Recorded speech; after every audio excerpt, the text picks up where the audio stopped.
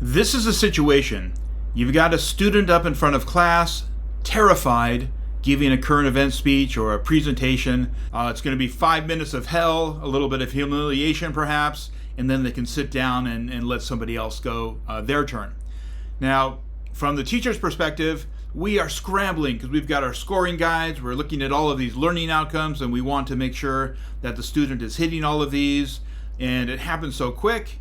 And while you're trying to evaluate the student, you're also trying to look at the rest of the students to make sure they're on task. You might have 20 students in a classroom and you're trying to herd all these cats all together. So this next series of videos, I'm going to teach you how to do a couple things. The first one is how well you can use voice recognition software in order to create transcripts.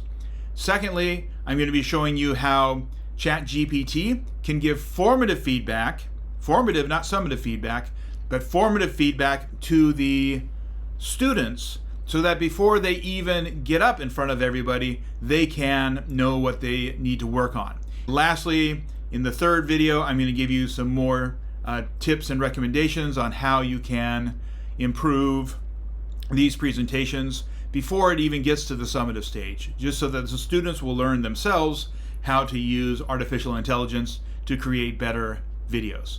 So please subscribe and like, and leave any comments down there, and I will answer you, I promise, within 24 hours.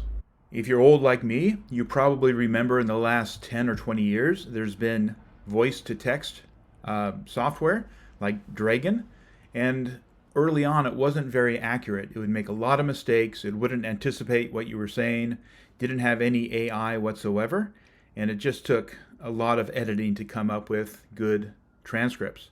However, things have changed quite a bit, and now you don't have to train the program, train the Dragon, to understand what you're saying. It can kind of put two and two together and anticipate the words. There's still mistakes that are made, but by using Chad, you can have Chad scrub up a lot of those mistakes. Now I just use my Apple iPhone, and I've got notes going, and I've already gone through here and started to dictate just from what I've been saying so far. And I'll use this as an example to show the different things you can do in order to make this happen. Okay, I'm going to continue to talk here, but I'll cut the video off, and then I'll have enough words to put in there that can be summarized.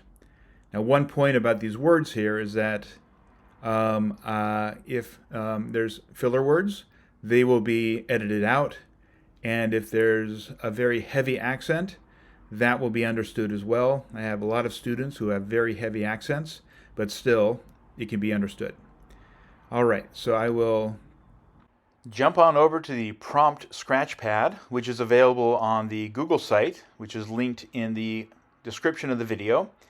This is all available. Please take it. And as you can see here, I've got the prompt here, which is very basic. Natural language, spelling doesn't count, grammar doesn't count. Chad can figure out what you're trying to say here. So what I'm asking Chad to do is to break apart two parts of my speech.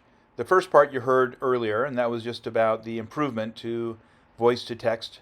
And the second part was just a rundown on the American Civil War and why that happened. So I'm just asking for improvement.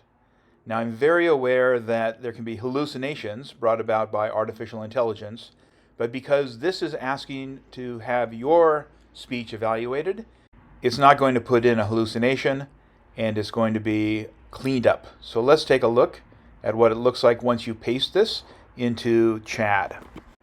So the blue is the template, and the orangish brown, that's the field that I'm putting in, and you recognize a lot of that text from earlier in the video.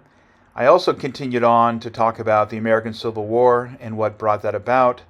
I'm no expert on the American Civil War, and I was just kind of rambling on about what I think were the causational factors of it. What was interesting, I found, is that when I mentioned Harriet Tubman, one of the conductors on the Underground Railroad, I also mentioned that she might be replacing Andrew Jackson on the $20 bill. Chad looked at that and said, that's not really one of the causes of the American Civil War, and it left it out of my summary. And so it does have that capacity to analyze what is strong evidence and what is weak evidence, And I found that really interesting. So when you play around with that, you'll find that that's one of the skills. So when you start to ramble off topic, it will edit that out and bring you closer to topic. This is the generation as it was put through Chat 4.0. You can pause it at any time and then see that this does capture the spirit of the original speech, cleaned up a lot of the language.